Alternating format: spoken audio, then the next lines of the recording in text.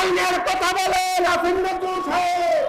ওই যে ঈদগা ময়দানের পরে হাইকোর্ট, যে হাইকোর্টে নিম্ন আদালত তিনবারের প্রধানমন্ত্রীকে একটা ভুয়া মিথ্যা মামলায় 5 বছর সাজা দিয়েছিল, সেই হাইকোর্ট তাকে 10 বছরের সাজা দেয়। এই যদি হয় আইনের প্রয়োগ, আপনি আসিফ নজরুল কিভাবে সাবেক চৌধুরী, কোন প্রক্রিয়ায় সাবেক চৌধুরী মামলা থেকে জামিন পায়? ভবিষ্যতে আপনাকেও কাঠগড়ায় দাঁড়াতে হবে। আমরা ভুলব না, দীর্ঘ 6 বছর জীবনের ঝুঁকি নিয়ে এই রাজপথে ছিলাম। আগামীতে যদি এই বিপ্লব সরকার চাই না যে ব্যর্থ হয়, যদি ব্যর্থ হয়, বাংলাদেশ এবং আমাদেরকে চরম প্রতিদান দিতে হবে।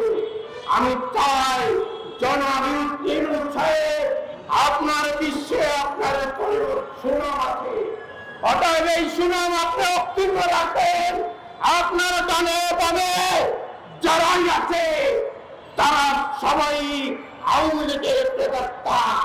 আজকে যারা সেই জি হুজুর এক ব্যক্তি পূজা করে, পলায়ন বিরোধী শেখ হাসিনার পূজা করে, এই বাংলাদেশকে একটি ষড়যন্ত্র, জনগণকে কথা বলতে দেয় না, তাদেরকে নিয়ে সারা বাংলাদেশে আবার এই শহীদদের পলায়ন করতেছে।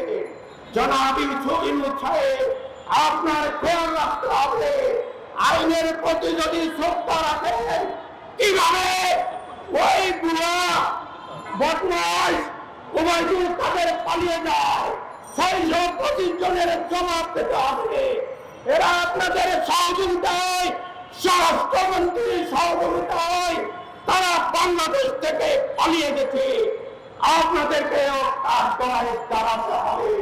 জনগণ কোন ইতিহাস ভুল করে না, জনগণ ইতিহাস মনে রাখে।